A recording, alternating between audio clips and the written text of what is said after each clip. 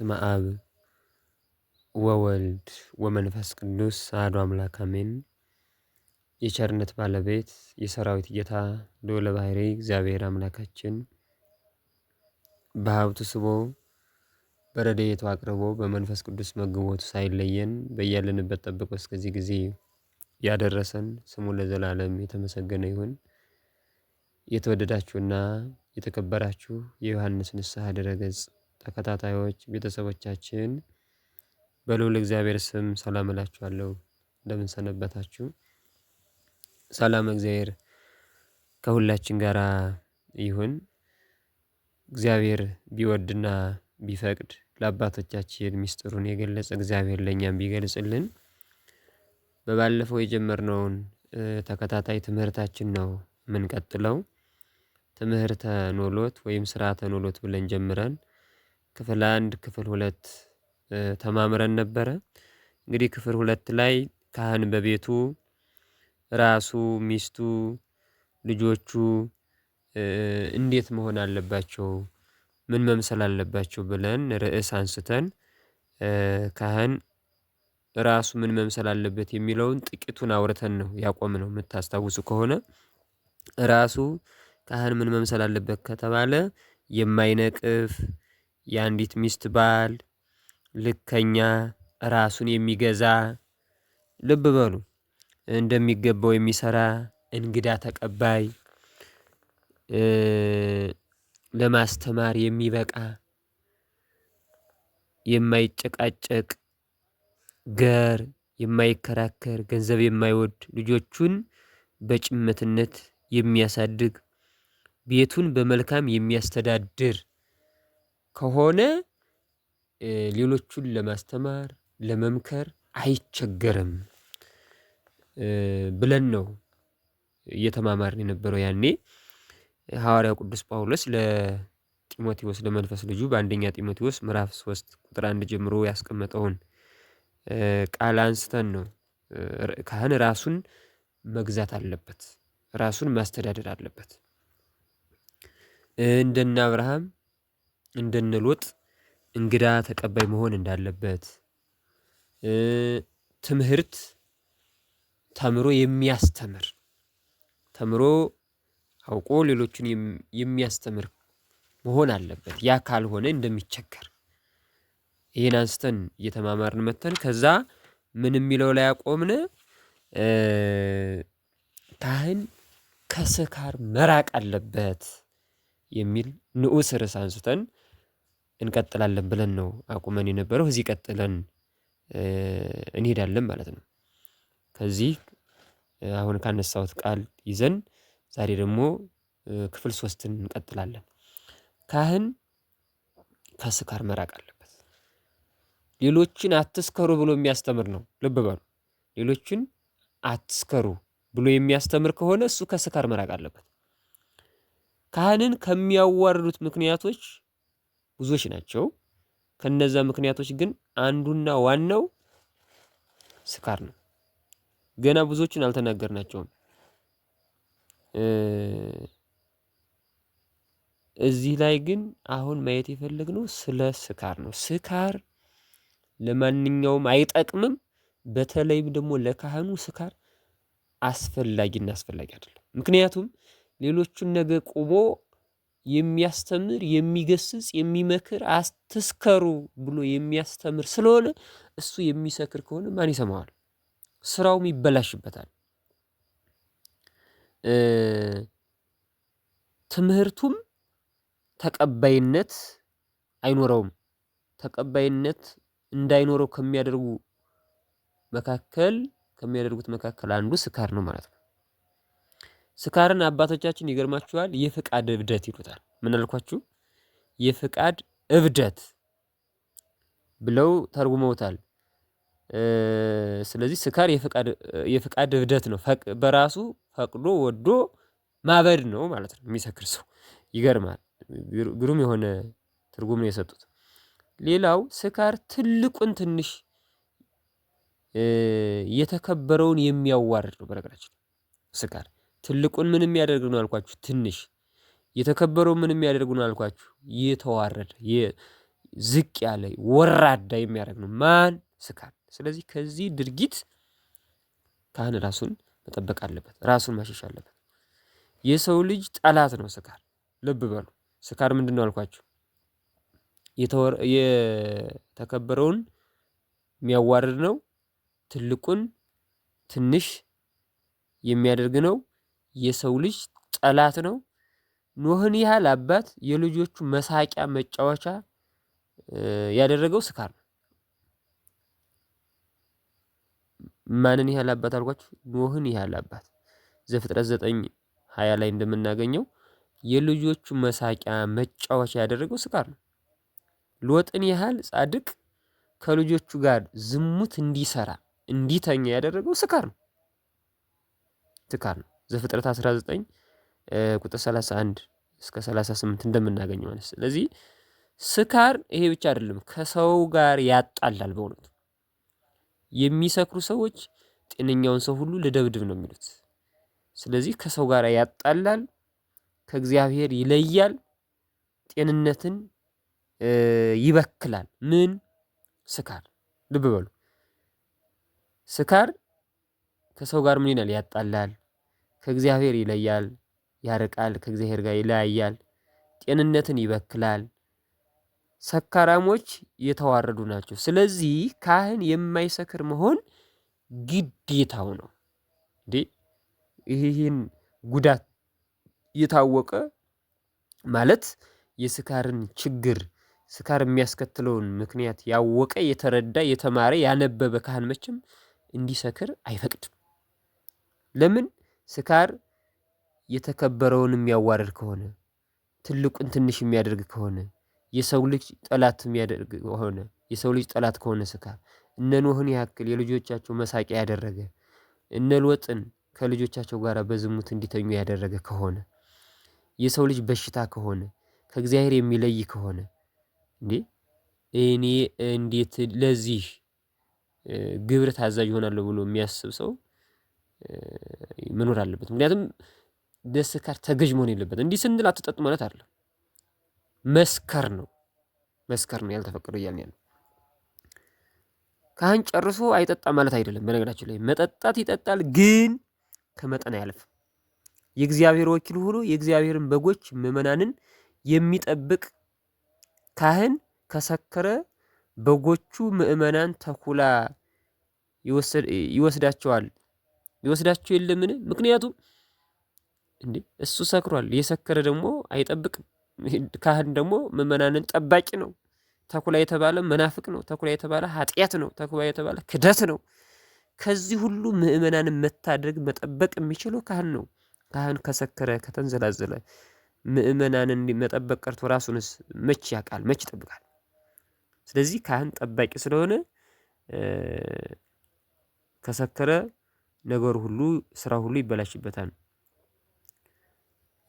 ሌላው ተሻምቶ ጠጥቶ ሲወድቅ ሲነሳ የሚያዩት ልጆቹ ምዕመናን ተስፋ ይቆርጣሉ። በነገራችን ላይ ሲዘላዘል ጠጥቶ ሰክሮ ወዲያና ወዲህ ሲሄድ ያዩ ምዕመናን ልጆች ይሄ ነው እንደ የኛ አባት ብለው ተስፋ ይቆርጣሉ፣ ያዝናሉ። ምዕመናን ያልሆኑ ግን ደግሞ እነዚህ ከኛ ሃይማኖት ጎን ማለት ተቃራኒ የሆኑ የሌላ እምነት ተከታዮች የሆኑ ደግሞ ይስቁብናል። የእውነት ለመናገር ማለት በካህናት አባቶች በቃ አማኞችን ጭምር ይስቁባቸዋል። የእናንተ አባቶች እንደዚህ ናቸው እንዴ? ኃጢአት የሚያስተሰርዩላችሁ እንደዚህ ናቸው እንዴ? ከእግዚአብሔር ጋር የሚያገናኙችሁ እነዚህ ናቸው እንዴ? እያሉ አማኞቹን የማሳቀቅ የማሸማቀቅ ስራ ይሰራሉ። ለዚህ ሁሉ እንቅፋት የሚሆነው ካህኑ ሰክሮ ሲንዘላዘል ነውና ራሱን መጠበቅ ይኖርበታል ነው። በሱ ምክንያት ሃይማኖት ይነቀፋል። የእውነት እዚህ ላይ ለሚሰክሩ ካህናት ትምህርታዊ ማስጠንቀቂያ እንዲሆን አንድ ነገር ብንል ጥሩ ነው። ሴትዮዋ በቤተ ክርስቲያን አካባቢ የደረሰባቸውን ችግር እንዲህ ሲሉ የነገሩኝን እነግራችኋለሁ ብሎ አንድ አባት ይነገራል። ሴትዮዋ እግዚአብሔርን የሚወዱ ናቸው። ልብ በሉ፣ እግዚአብሔርን ምን የሚሉ ናቸው? እነዚህ ሴትዮ እግዚአብሔርን የሚወዱ ናቸው። በሚኖሩበት አካባቢ ግን ብዙዎቹ በዛ አካባቢ የሚኖሩ ሰዎች ብዙዎቹ ምንድን ናቸው? የእስልምና እምነት ተከታዮች ናቸው። እኚህ ሴትዮ በገዛ ገንዘባቸው የገብርኤልን ቤተክርስቲያን አሰርተው የሚያወዱስና የሚያጥኑ ካህንንም በቤታቸው የሚመግቡ ናቸው። በጣም ትልቅ ነገር ነው። በነገራችን ላይ የቅዱስ ገብርኤልን ቤተክርስቲያን በገንዘባቸው አሰርተዋል። ከዛ ለዛ ቤተክርስቲያን ደግሞ አገልጋይ የሆኑ አባትን የሚመግቡ የሚያበሉ የሚያጠጡ እናት ናቸው። እንዲህ እግዚአብሔር የመረጣቸው እግዚአብሔር የባረካቸው አማኞች ክርስቲያኖች እናቶች አባቶች አሉን። እውነት ለመናገር ከዛ ካህኑ ሁል ጊዜ ማታ ማታ እየሰከሩ እየመጡ ያስቸግሯቸዋል እነዚህን እናት። ይሄ ነው ችግሩ። ልብ በሉ። አንድ ቀን ሲበዛባቸው ጊዜ ወደ እኔ መጡና ይላሉ የአባት ሲናገሩ ማለት ነው። አባቴ እባክዎን ከእግዚአብሔር ጋር የሚያስታርቅ ካህን ይስጡኝ አሉኝ ይላል ታሪካቸውን። እንግዲህ እኒህ እናት ምን አይነት አባት ነው የሰጡኝ? እባክዎትን እኔ ካህን ያልኩት ከእግዚአብሔር ጋር የሚያስታርቅ ነው። አያችሁ አይደለ? ካህናት ምእመናንን ከእግዚአብሔር ጋር የሚያስታርቁ ወደ እግዚአብሔር የሚያቀርቡ እንጂ ለምእመናን ችግር የሚሆኑ አይደለም። በጣም ይህ አባት አሁን ችግር ሆነዋል። ለእኒህ እናት ችግር ሆነዋቸው ማለት ነው። ይህ አባት እየጠጡ እየተንዘላዘሉ እየመጡ አስቸገሯቸውና ሰለቹ። የእውነት ካህናት አባቶች ምእመናን እንዳይሰለቹን የምእመናን ሸክም እንዳንሆን በጣም መጠንቀቅ ያስፈልጋል። በዛውም ላይ ደግሞ ኋላ እግዚአብሔር ሲመጣ የእረኝነታችን ዋጋ ወይም የጥበቃችን ዋጋ ለመስጠት ሲመጣ እንዳንቸገር በፊቱ እንዳንሸማቀቅ ዛሬ ራስ መጠበቅ በጣም አስፈላጊ ነው። እኒህና ሲሰለቻቸው ከእግዚአብሔር ጋር የሚያስታርቅ ካህን እባክዎት ይስጡኝ። ይህ አባት ገረመኝና ካህን ሲባል እኮ ሁሉም ከእግዚአብሔር ጋር የሚያስታርቅ ነው አልኳቸው ይላሉ። እርሳቸው መልሰው የለም እኔ ሰልችቶኝ ነው። ከሁሉም ይልቅ ደግሞ የሚያሳፍረኝ የኚህ እኔ ዘንድ ያሉት ካህን ወይም ቄስ ሁኔታው ነው። ሲጠጡ ይውሉና ማታ ሲመጡ ከመንገድ ይወድቃሉ። በዚህ ጊዜ ሙስሊሞቹ ወይም አህዛቦቹ እየሮጡ ወደ እኔ ይመጡና እማማ ቄስሽ ወድቆልሻል ብለው ይነግሩኛል። እኔም በጨለማ ሰው ለምኜ ሄጄ እንደ ሬሳ እየተሸከሙ ያመጡልኛል አሉኝና ሁለታችንም አዝነን ተለያየን ይላሉ። ይሄ በጣም ከባድ ነው። አስባችሁታል? እንግዲህ ሰው መክረው አስተምረው ሰው ያድናሉ ተብለው የሄዱ አባት ማታ ማታ እየሰከሩ እየመጡ እንግዲህ አህዛብ በበዙበት አካባቢ እኒህ እናት እየተሸማቀቁ እያፈሩ እንደገና ደግሞ ሰው እየለመኑ በጨለማ እሳቸውን እንደ ሬሳ እየተሸከሙ የሚያመጡ እናት ናቸው ማለት ነው። ስለዚህ ሰለቸተኛም ቢሉ አግባብ ነው።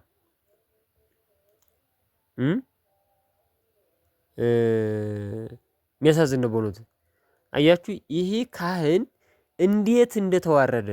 የተዋረደው እርሱ ብቻ አይደለም። በነገራችን ላይ እርሱ የሚጠራበት ሃይማኖትም ለሌሎች አህዛብ መሳቂያ መሳለቂያ ሆኗል። የእሱ ልጆች የሆኑ ምዕመናንም ተሰድበዋል፣ ተሸማቀዋል። በእናንተ ሰበብ የእግዚአብሔር ስም በአህዛብ ዘንድ ይሰደባል ተብሎ እንደተጻፈ ይህ ሰካራም ካህንም የሚሰክር ካህን እግዚአብሔርን አሰደበው። ኢሳይያስ 52 ቁጥር 5 ላይ፣ ሕዝቅኤል 36 20፣ ሮሜ 2 24 ላይ። ስለዚህ ካህኑ የስካር ተገዥ አድርጎ ሃይማኖትን እንዳያሰድብ ጥንቃቄ ያስፈልገዋል። ስለዚህ መስከር አስፈላጊ አይደለም። በነገራችን ላይ ስካር ይሄ ብቻ አይደለም። ስካር ከሰው ጋር ያጣላል። ልብ በሉ። ሰው ከሰው ጋር ያጣላል ብለን አይደል? ከወዳጅ ጋርም ሊያጣላቸው። ይሄ ሰው ሲሰክር ወዳጁን ሁሉ ማነህ ብሎ ሊጣለው ይችላል። ይሄ ችግር ነው በጣም። እሱ ብቻ አይደለም። ስካር ኢኮኖሚ ይጎዳል። ሁሌ የሚጠጣ ሰው ድሃ ነው የሚሆነው። ቤተሰቦች መምራት አይችልም። በነገራችን ላይ አይደለም ካህን ሆኖ ንስሐ ልጆችን ማስተማር፣ መምራት፣ መምከር ቀርቶ ቤተሰቦችን መምከር፣ መምራት ፈጽሞ አይችልም። የሚሰክር ሰው ገንዘብ ሊኖረው አይችልም። ቤተሰቦቹ ጎዳሉ፣ ድሃ ያደርጋቸዋል። ሁሌ የሚጠጣ ከሆነ እሱ ብቻ አይደለም፣ ለበሽታ ይዳርገዋል። በሽተኛ ይሆናል። አያችሁ አይደል? ስለዚህ ስካር ሰው ጋር ያጣላል። ስካር ለበሽታ ይዳርጋል። ስካር ኢኮኖሚ ይበዘብዛል። ስካር በጣም ብዙና ብዙ ጉዳት ያስከትላል፣ ከሰው ጋር ያጣላል። እና ስለዚህ ስካር የሚባለውን ከራስ ማራቅ፣ ራስን ከስካር መጠበቅ ለካህን ትልቁ አስተምሮ ነው። ምክንያቱም ሌሎቹን ነገ አትስከሩ ብሎ የሚመክር ነው፣ የሚገስጽ ነው። ስለዚህ ራሱ ከስካር ማራቅ ይኖርበታል ካህን። ሌላኛው ካህን ራሱን ከቂም በቀል ማራቅ አለበት። ነገ ሌሎችን አትጣሉ፣ ከቂም ከበቀል ራቁ፣ አይጠቅም ብሎ የሚመክር ነው፣ የሚገስጽ ነው። ስለዚህ ራሱ ቅድሚያ ምን መሆን አለበት? ከቂም ከበቀል ማራቅ አለበት። ካህን በቤቱ ከሚስቶቹ ከልጆቹ ጋርም ቢሆን በማንኛቸውም ምክንያት ከማንኛውም ሰው ጋር ቢሆን የጨቅጫቃነት ጠባይ እንዲኖረው አይፈቀድም። ተጨቃጫቂ መሆን የለበትም። መጨቃጨቅ ያሰለቻል፣ ያሳቅቃል፣ ያስንቃል፣ ልማደኛ ያሰኛል። በጣም ከባድ ነው። በነገር መጨቃጨቅ ምን ያስከትላል ካላችሁኝ፣ አንደኛ ያሳቅቃል። ሌሎቹ ጋር ጀመረ መጣብና መሰቀቅ፣ ይሄን ያስከትላል። መጨቃጨቅ ሰው መጣልን ደስ ሲል አያሰኝም። መጣብን እንግዲህ ጀመረን ያሰኛል፣ ያሳቅቃል። ከዛስ ሲቀጥል ደግሞ ያስንቃል። የሚጨቃጨቅ ሰው ይናቃል። የእውነት ለመናገር እሱ ብቻ አይደለም፣ ልማደኛ ያሰኛል። ካህኑ የጭቅጭቅ ልማድ ካለበት ከምዕመናን ብቻ ሳይሆን ከቤተሰቦቹ ጋር አለመግባባትና መናናቅ ይፈጠራል። ምን ጊዜም የሚፈልገው የእግዚአብሔር ወኪል የሆነው ካህን እንዳይሰነካከል ለስራ እንቅፋት የሚሆኑትን ምክንያቶች እንዲጠነቀቅባቸው ስለሆነ ካህኑ እውነቱን እውነት ሐሰቱን ሐሰት በማለት የሚያስረዳ መመሪያና ስርዓት ሰጥቶ የሚመራ እንጂ መመሪያ ሳይኖረው አንድ ጊዜ ሌላውን በመጨበጥ አድርጉ ብሎ ያዘዘውን ለምን ተደረገ፣ አታድርጉ ብሎ ያዘዘውን ለምን አልተደረገም እያለ በከንቱ ንዝንዝ የሚፈጥር መሆን የለበትም። በእውነቱ በነገራችን ላይ ክርስቲያን የሆንን ሁሉ ሁላችንም ወንጌል የሚነግረን እውነቱን እውነት ሐሰቱን ሐሰት ማለት እንዳለብን ነው አይደል? ለማንኛውም ክርስቲያን የተፈቀደ ነው። በእርግጥ ግን የበለጠውን ማውራት የፈለግነው ለካህኑ ለምንድን ነው? ካህኑ በተመለከተ ለምን ይህን ማውራት አስፈለገ ከተባለ ካህኑ መምህር ስለሆነ ነው።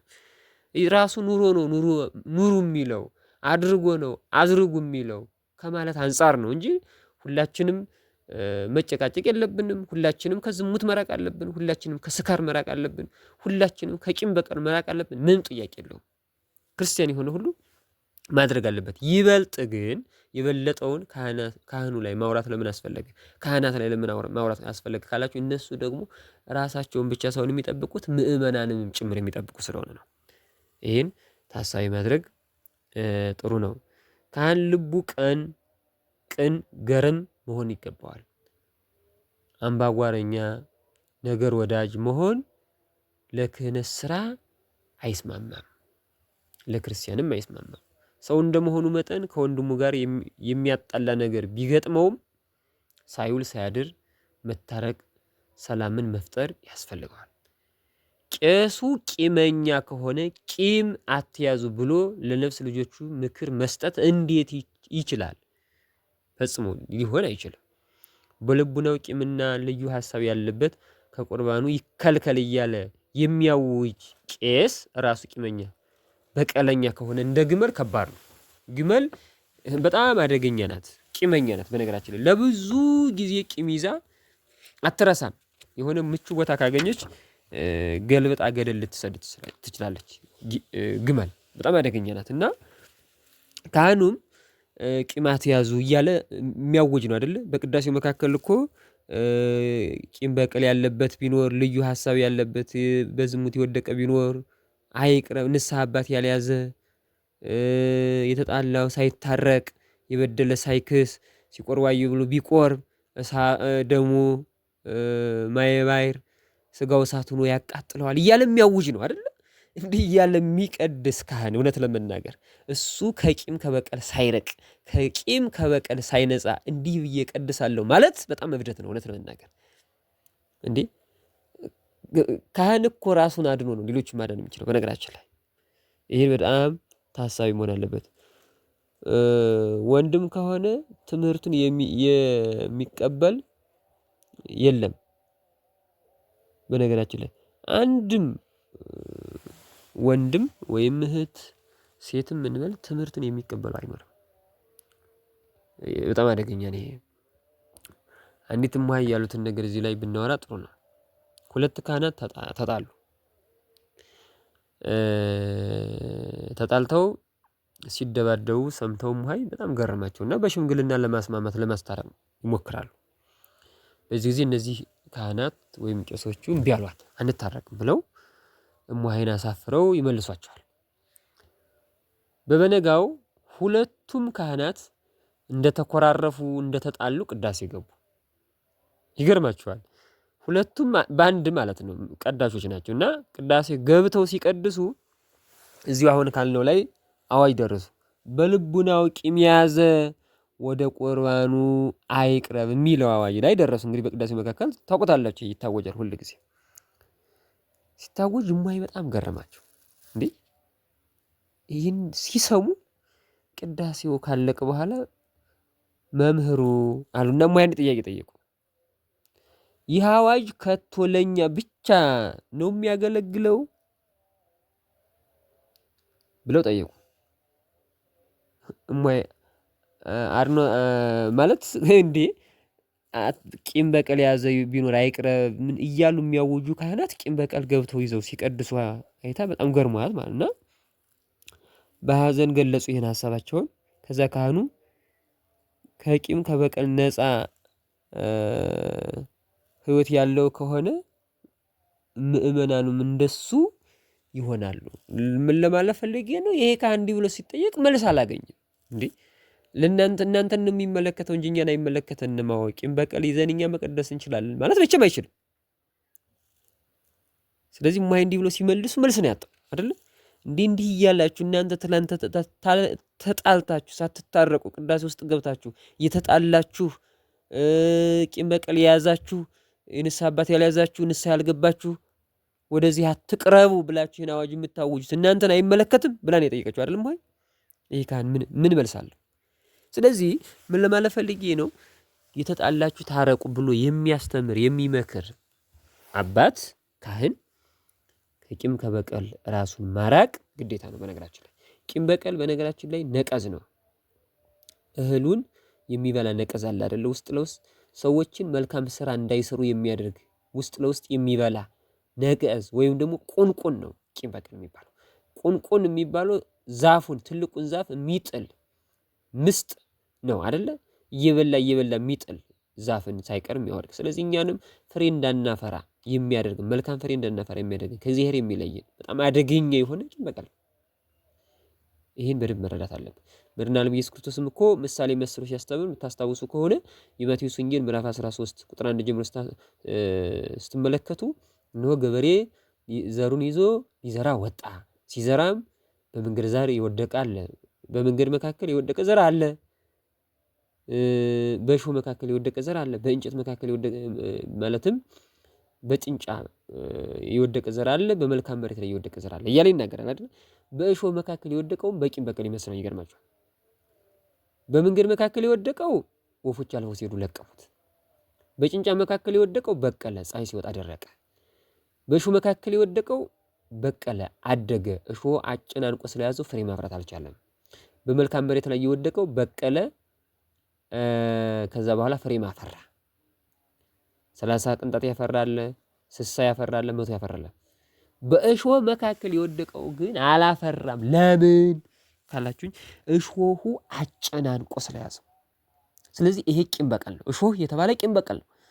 ጾምን የሚሉ ጸለይን የሚሉ ቀደስን የሚሉ አስቀደስን የሚሉ መልካም ስራ ሰራን የሚሉ ግን ፍሬ እንዳያፈሩ ፍሬ እንዳያፈሩ ፍሬ ምግባርን እንዳያፈሩ ቂም በቀል እሾህ ሆኖ የያዛቸው ብሎ ክርስቶስ ገልጿል። በጣም አደገኛ ነው ይሄ። ከዚህ ራስን ማዳን ራስን መጠበቅ ለካህን ግዴታው ነው። ሌሎቹን ከዚህ ራቁ፣ መልካም ፍሬ አፍሩ፣ መልካም ስራ ስሩ፣ የእግዚአብሔር ማደሪያ ሁኑ ብሎ የሚያስተምር ካህን ስለሆነ ማለት ነው። ይሄን ታሳቢ ማድረግ ለካህኑ ይኖርበታል፣ ለካህናት አባቶች ይኖርብናል ለማለት ነው። ምክንያቱም ካህኑ ማስተማር የሚችለው ሐዋርያት ቃለ ሕይወትን ሲያስተምሩ ለሚደርስባቸው መከራና ግፍ በብድራት ለመመለስ ቂም በቀል የሚባል ነገር ከቶ አያውቁም ነበር። ክርስቶስ ቢሰድቡት እንዳልተሳደበ፣ ቢደበድቡት እንዳልተቀየመ፣ እነርሱም ይህን በቀል የመተው ጓዳ ተከትለዋል ማለት የመተው ጓዳ ተከትለዋል ምን ለማለት ነው? ክርስቶስ ሲሰደብ እንዳልተሰደበ፣ ሲያስቀይሙት እንዳልተቀየመ የሐዋርያት መንገድ የክርስቶስ መንገድ መከተል ነበር። አሁንም ያሉ ካህናት አባቶች መከተል እንደማን ነው ከተባለ ሐዋርያትን ነው። ስለዚህ ቢያጋጥማቸው ቂምና በቀል እንኳ በልቡናቸው ማሰንበት ማዋል ማሳደር የለባቸውም ማለት ነው። መቼም ሰዎች ነንና ቂም በቀል ያጋጥመን ይችል ይሆናል። ያን ነገር ግን መርሳት የእውነት መተው ግን ክርስቲያናዊ ግዴታችን ነው። በሆነ ባልሆነው ክርክር የሚወድ ካህን ሊሆን አይገባውም። በእርግጥ ሃይማኖትን ለማስረዳት ከመናፍቃን ጋር መከራከር የካህኑ ስራ ነው፣ ተግባሩ ነው። ጌታ ከፈሪሳውያንና ከሰዱቃውያን ጋር ተከራክሮ ጥያቄያቸውን ውድቅ ያደርግባቸው ነበር አይደል? የማቴዎስ ወንጌል ምዕራፍ 19 ቁጥር 1 እስከ 10፣ ማቴዎስ 22 ምዕራፍ 22 ቁጥር 15። ለምሳሌ ያህል ይህን ከዚህ በላይ የተጠቀሱትን ጥቅሶች ማየት ትምህርቱ ግልጽ ያደርገዋል። ሐዋርያትም በዘመናቸው ተከራክረዋል። ቅዱስ ጴጥሮስ ከሲሞን መሰሪ ጋር የተጣላው መጣላት እንግዲህ በሲሞን ጥያቄ ነው። እንግዲህ የሐዋርያት ሥራ ምዕራፍ 8 ቁጥር 18 እስከ 24 እንደምናገኘው ሊቃውንትም በየዘመናቸው ለቤተ ክርስቲያን ሕይወት ሲሉ ከመናፍቃን ጋር ተከራክረዋል። አሁንም ካህኑ አንቀጽ አውጥቶ መጽሐፍ አንቦ አልቦ ነቅቶ ተግቶ ተዘጋጅቶ በጎቹን የሚጠብቅ የመናፍቃንን ትምህርት የሚያርቅ ቢሆን መልካም ነው። እንዲህ ያለው ሲሾም ሲሸለም ይገባዋል ይባልለታል ማለት ነው። ከዚህ ጋር መከራከር፣ ከዚህ ጋር መጨቃጨቅ፣ እነዚህ ጋር እንዲህ ምላሽ ማሳጣት ቂም በቀል አያስፈልግም። እኛ እያልን ያለነው በማይረባው በማይጠቅመው ጋራ ከማንም ጋር መጨቃጨቅ ቂም በቀል መያዝ የለበትም የሚለውን ነው እንጂ ለመናፍቃን በሚመጡበት መንገድ ተዘጋጅቶ መልስ ማሳጣት የካህኑ ድርሻ ነው ማለት ነው። ስለዚህ ካህን ራሱን ከምን ማራቅ አለበት? ከቂም በቀል። ከምን ማራቅ አለበት? ከስካር የሚል ነው ያየነው። አሁን አንደኛ ራሱን ከስካር ማራቅ እንዳለበት አይተናል። ሁለተኛ ደግሞ ከቂም በቀል ማራቅ እንዳለበት አይተናል። ሶስተኛ ካህኑ ራሱን ከምን ማራቅ አለበት ከተባለ ከፍቅረ ነዋይ ራሱን ከፍቅረ ነዋይ መጠበቅ አለበት። በነገራችን ላይ ካህናትን ብቻ ሳይሆን የዓለምን ሕዝብ ያስቸገረው አሁን ባለንበት ዘመን በጣም አደገኛው ዋና በሽታ ምንድነው ካላችሁ ገንዘብ መውደድ። በነገራችን ላይ ገንዘብ መውደድ ስንል ሰርቶ ገንዘብ ማግኘት ኃጢአት በደል ነው ማለት አይደለም። ገንዘብ መውደድ ማለት ከሃይማኖቴ ይልቅ ገንዘቤ ይበልጥብኛል፣ ከእግዚአብሔር ይልቅ ገንዘብ ይበልጥብኛል፣ ከሚራቡት ከሚጠሙት ይልቅ ገንዘብ ይበልጥብኛል ብሎ ገንዘብን እንደ ጣዖት ማስቀመጥ ነው ገንዘብ መውደድ የሚባለው እንጂ ገንዘብ አይኖራችሁ ማለት አይደለም። ይሄን በጣም ለይቶ ማወቅ ይኖርብናል። ገንዘብ መውደድ የኃጢአት ምንጭ ነው ብሎ ሐዋርያው ቅዱስ ጳውሎስ ለመንፈስ ልጁ ለጢሞቴዎስ ነግሮታል። አንደኛ ጢሞቴዎስ ምዕራፍ 6 ቁጥር 10 ላይ የቤተ ክርስቲያን መሪ ጌታ ኢየሱስ ክርስቶስም ገንዘብን የሚወድ ሰው ለእግዚአብሔር መገዛት እንደማይችል ገልጦ ተናግሯል። በነገራችን ላይ የማቴዎስ ወንጌል ምዕራፍ 6 ቁጥር 24 ላይ አንድ ጌታ በጣም ይቅርታ፣ አንድ አገልጋይ ለሁለት ጌቶች መገዛት አይችልም ይላል። አንዱ ቆላ ውረድ ቢለው፣ አንዱ ደግሞ ደጋ ውጣ ቢለው እንዴት ለሁሉ መገዛት አይችልም ነው የሚለው። ስለዚህ ምንድን ያለው ዝቅ ይልና እዛው ላይ ለእግዚአብሔርና ለገንዘብ አሁንም እናንተ መገዛት አትችሉም ይላል። ይህ ማለት አንዱ ጌታ ያለው ገንዘብ ነው ማለት ነው። በተለይ አሁን ባለንበት ዘመን እና እናንተ ባለንበት ዘመን ሰውን አዛዥ የሚያዘው እንደ ጌታ ሆኖ ሰውን እያሽከረከረ ያለው ገንዘብ ነው። ስለዚህ ገንዘብ መውደድ በጣም አደገኛ ነው። ካህናት ብዙ ሀብት የላቸውም። በነገራችን ቢኖራቸውም የዕለት ራት ያህል ነው። አሁን ካህናት ወደ ንግዱ ዓለም የተሰማሩት ወደ ልዩ ልዩ ስራ እኮ ሄዱት። በነገራችን ላይ ምእመናን ካህናትን መያዝ ስላልቻልን አንዳንድ ጊዜ እኮ አይፈረድም። በጣም ይቅርታ እንጂ የካህናት ደመወዝ ምእመናን አስራቱን በኩራቱን ሲያወጡ የምእመናን ድርሻ ይሄ ስለነበረ ካህናት ሌላ ስራ ሳይሰሩ ምእመናንን መምከር ማስተማር ድርሻቸው ነው። ምእመናን ደግሞ አስራቱን በኩራቱን አውጥተው የካህናትን ደመወዝ እንዲያገኙ ያደርጋሉ። ከዚህ ውጭ ካህን ማረስ፣ መቆፈር፣ መነገድ፣ መውጣት መውረድ የለበትም። ምክንያቱም ይሄኛው ስራ ይቀራል። ምእመናንን ማስተማር ነው የካህናት ድርሻ። በቃ ስለ ምድራዊ መብል መጠጥ መጨነቅ የለባቸውም። በእውነቱ ስርዓቱ ይሄ ነበር። አሁን ግን ችግር ሆነ እንጂ እውነታው ይሄ ነው። ስለዚህ በስግብግብነት እንዳይሆን የካህናት ጉዳይ ገንዘብን አገኛለሁ እያሉ እየተስገበገቡ ከምእመናን ሕይወት እንዳይርቁ፣ ምእመናንም በኃጢአት እንዳይወድቁ የሚገባውን ገንዘብ ቤተክርስቲያን ሰጥታቸው የሚበሉት የሚጠጡት፣ ከዛ የካህናት ድርሻ የሚሆነው ምእመናንን ከኃጢአት መጠበቅ፣ መምከር፣ ማስተማር፣ ማጥመቅ፣ ቅዱስ ሥጋውን ክቡር ደሙን ማቀበል ነው የሚሆነው ማለት ነው።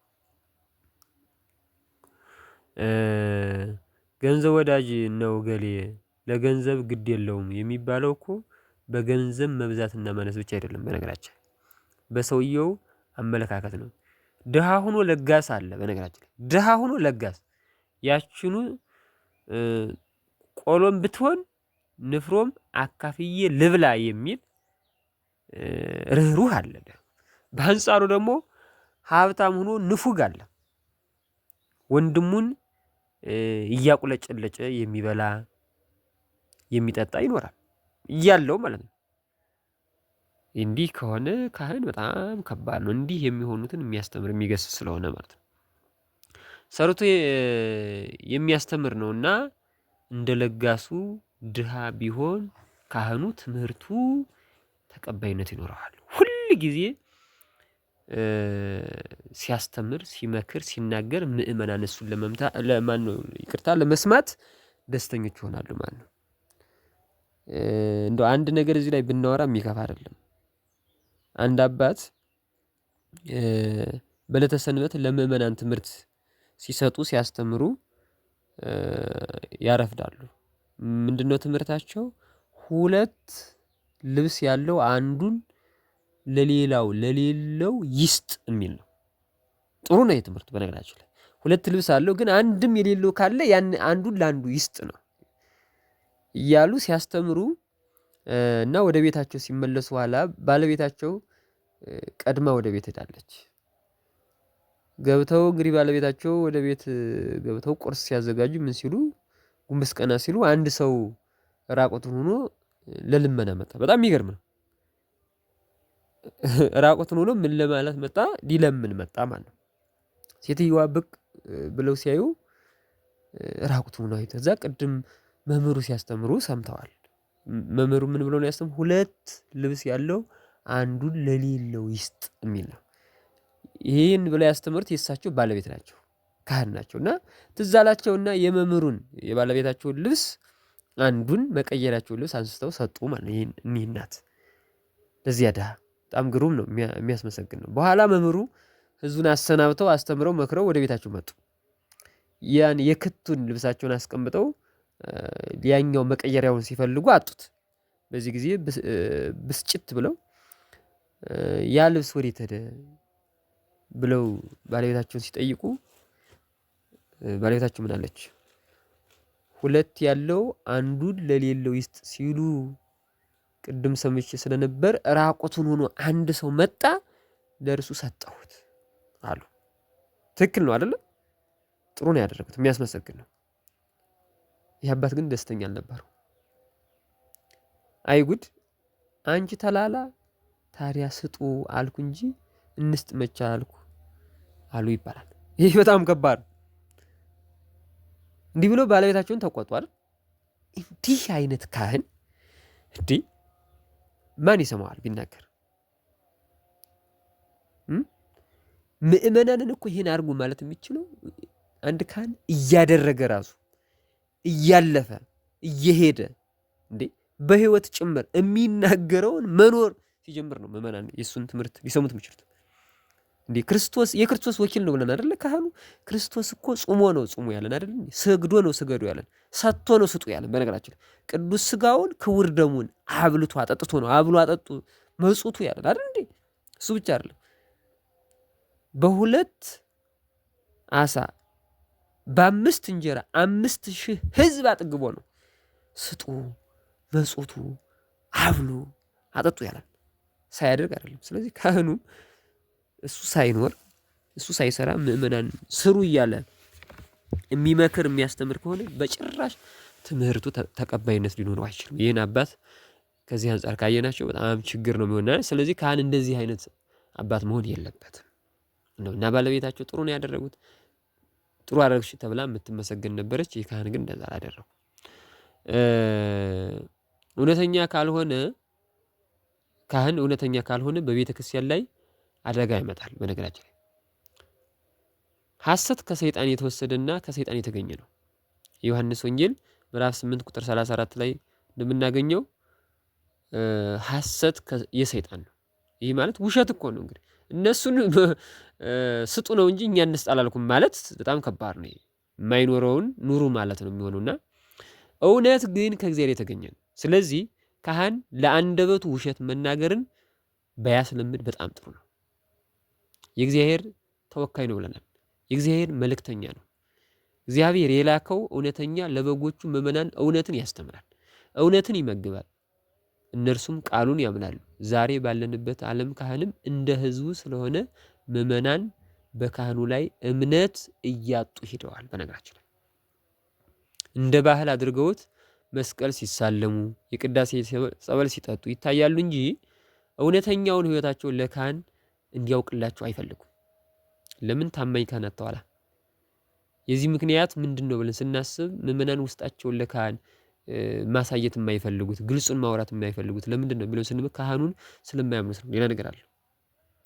ለምእመናን አጠባበቅ እንዲመቻቸው ካህናት ክህነት ከመቀበላቸው በፊት ከሚመሯቸው አበይት ትምህርቶች ማለት ከሚማሯቸው አበይት ትምህርቶች ትልልቅ ትምህርቶች ከምንላቸው ዋናዎቹ ስርዓተ ኖሎት ወይም ትምህርተ ኖሎት ነው። በቅድሚያ ይህን መማር መጠየቅ ለካህናት እጅግ እጅግ እጅግ እጅግ አስፈላጊ ነው። ያ ካልሆነ ግን ምእመናንን መታደግ አይቻልም ማለት ነው።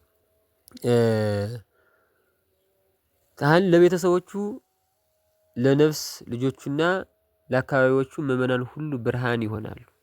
ካህን የምእመናንን ሕይወት አቅጣጫውን እንዳይስት ከእግዚአብሔር እንዳይለይ ነቅተውና ተግተው ይጠብቃሉ። ምን ሲሆኑ? ራሳቸውን መግዛት፣ ራሳቸውን ማኖር፣ መምከር፣ ማስተማር ሲችሉ እንደዛ ሲሆን ነው ሰው ማዳን የሚቻለው። ያ ካልሆነ ግን ችግር ነው እና የካህናት ሚስቶቻቸውና ልጆቻቸው እንግዲህ አንድ ካህን የሚስቱና የልጆቹ ሚና በቤቱ ምን መምሰል አለበት የሚለውን ስንመለከት ልጆቹም ለክህነት መሳካት ሆነ አመለካከት ተጨማሪ ምክንያቶች የሚሆኑት የካህኑ ሚስትና ልጆቹ ናቸው። በነገራችን የካህኑ ሚስት እንደ ካህኑ ክብሯን የጠበቀችና የታፈረች ልትሆን ይገባታል። ማንም የማይነቃት የታፈረች የተከበረች መሆን አለበት። ካህኑ ወይም ባሏ ወደ ቤተ ክርስቲያን ሲሄድ አብራ የምትሄድ ለጎረቤቶቿም ጥሩ ምሳሌነት ያላት ጎረቤቶቿን የምትመክር መሰረተ እምነት የምታስተምር የተጣሉትን የምታስታርቅ የካህን ሚስት ብትገኝ የካህኑም ተልኮና ትምህርቱ ተቀባይነት ይኖረዋል። ልብ በሉ። በአንጻሩ ባሏ ወደ ቤተክርስቲያን ሲሄድ እርሷ ተኝታ የምታረፍድ በጎረቤት ያሉ ወንዶችም ሴቶችም ወደ ቤተክርስቲያን ሄደው ሲያስቀድሱ እርሷ ከአንዳንዶቹ ጋር ቡናዋን አፈልታ የምታንቃርር ከሆነች የዚህ ካህን አገልግሎቱ ትምህርቱ ተቀባይነት ያጣል። በነገራችን ላይ ምክንያቱም ጥበቃውን እረኝነቱን ከቤት ስላልጀመረው ትምህርቱን ይንቁታል። ሲያስተምር ሲሰሙት ያቃልሉታል። እንዴ ሚስቱን እንዲህ ሳያደርግ ሚስቱን ሳይመክር እኛን ደግሞ እንምከር ይላል እንዴ እያሉ ለአገልግሎቱ እንቅፋት ይሆንበታል። ባሏ ቤተክርስቲያን መስቀል ጨብጦ መዝገበ ጠበሉን ይዞ የምዕመናንን ቤት ሲባርክና ሲረጭ አላፊ አግዳሚውን የባሏን ነፍስ ልጆችም ጭምር የምታሰድብ ልማደኛ የቄስ ሚስት እንዳታስበል የቄሱንም ተልእኮውን ትምህርቱን እንቅፋት እንዳትሆነው ሚስት ባሏ እንደሚሆነው ቤተክርስቲያን ሲሄድ ቤተክርስቲያን የምትሄድ ሲያስተምር ሄዳ የምትማር ሲያስታርቅ በጎን ሆና የምትመክር ብትሆን የዚህ ካህን አገልግሎቱ የተሳካ ይሆናል ማለት ነው። ሌላው የካህኑ ልጆች ተገርተው ተቀጥተው ያደጉ በጎረቤት የተመሰገኑና ጥሩ ምሳሌነት ያላቸው ሊሆኑ ያስፈልጋል። እንደዛ ከሆነ የዚህ ካህን ትምህርቱ በሰዎች ዘንድ ተቀባይነት ይኖረዋል። አቤት ልጆቹን እኮ ብታዩዋቸው፣ አቤት ባለቤት እኮ እንዲህ ናት እየተባለ ሲያስተምር ሲመክር ሌሎቹ ይሰሙታል፣ ያዳምጡታል። ልጆቹንም ቢሆን ሰው ይወዳቸዋል። የነሱ ልጆች ከነገሌ ልጆች ጋር እንዲውሉ እየተባሉ ለሌሎቹ ምሳሌ አርአያ ይሆናሉ እና አገልግሎት ሁሉ የተሳካ ይሆናል። አባታቸው ወደ ቤተክርስቲያን ሲሄድ አብረው ሂደው በቤተክርስቲያን አገልግሎት የሚራዱ ከጎረቤት ልጆች ጋር ሆነው በኃላፊ አግዳሚው ሰው የማይቀልዱ የማይስቁ ትልቁን አባባ እማማ ትልቆችን ማለት ነው ትንሾችን እትዬ ጋሽዬ ብለው የሚጠሩ ግብረ ገብነት ያላቸው ሁል ጊዜ ጠብና ክርክር ጩኸትና መደባደብ የማይሰማባቸው ትዕግስትና ትህትና የሚታይባቸው ከሆኑ እነዚህ ልጆች የካህኑ ልጆች አባታቸው ሌሎችን ሲያስተምሩ እነርሱ ዋዘኞች ወሮበላዎች ኪስ አውላቂዎች ከሆኑ የካህኑ አገልግሎት ከንቱ ይሆናል። ቅድም እንዳልነው ግን በጎረቤት የተመሰከረላቸው መልካም ስራ የሚሰሩ ትልቆችን የሚያከብሩ ተደንሾች ጋር ተስማምተው የሚጫወቱ እንደዛ ከሆኑ የካህናት አገልግሎት ያማረ ትምህርቱ ተቀባይነት ይኖረዋል። በአንጻሩ የማይገባ ስራ ሲሰሩ ከዋዛ ፋዘዞች ጋራ ጊዜያቸውን የሚያሳልፉ ከሆነ ከሚስቁት ጋራ መጥፎ ስራ ከሚሰሩት ጋራ ከኪስ አውላቂዎች ጋራ በመርዳት ፈንታ ደካሞችን የሚያንገላቱ ከሆነ የሚሳለቁ የመንገድ ሰዎች የመንገድ ልጆች ከሆኑ አሁንም የካህናቱ ማለት የካህኑ የአባታቸው አገልግሎት ተቀባይነት ያጣል። ለእረኝነት ለጥበቃው እንቅፋት ይሆኑበታል። ለነፍስ ልጆቹ ምእመናን የሚነገረው ሁሉ ማለት የሚነግረው የሚያስተምረው ሁሉ እነርሱን ለማታለል የሚነግር ይመስላችኋል። መስሎ መታየትና ሆኖ መገኘት የተለያዩ ስለሆኑ ስለዚህ ካህኑ መስሎ መታየት ሳይሆን ስራው ሆኖ መገኘት ነው። ሆኖ ሁኑ የሚል ስለዚህ ካህን ራሱን መግዛት በጣም ወሳኝ ነው። ቤተሰቦችን በጭምትነት ማሳደግ መምራት እንደሱ አድርጎ መኖር በጣም መልካም ነው። ስለዚህ ይህን ታሳቢ ማድረግ ለካህን በጣም ትልቅ ነገር ነው። እንግዲህ ዛሬ ተወደዳችሁና የተከበራችሁ ዮሐንስ ንስሐ ድረገጽ ቤተሰቦቻችን ዛሬ ያየነው ካህኑ ራሱን ከምን ማራቅ አለበት ብለን ነው። ያልኔ ካቆምንበት ተነስተን ካህን ራሱን ከምን ማራቅ አለበት አለ። አንደኛ ካህን ራሱን ከስካር ማራቅ አለበት። ሁለተኛ ደግሞ ከቂም በቀል ማራቅ አለበት። ቂም በቀል ከሱ መታየት የለበትም። ቂም በቀለኛ መሆን የለበትም። ሰካራም መሆን የለበትም። ሌላኛው ደግሞ ፍቅረ ነዋይ ከሱም መራቅ አለበት። ይህ ማለት ካህን ሰካራም መሆን የለበትም። ካህን ቂም በቀለኛ መሆን የለበትም። ካህን ገንዘብ ወዳድ መሆን የለበትም። ከእኒህ ነገሮች ራሱን ማራቅ አለበት።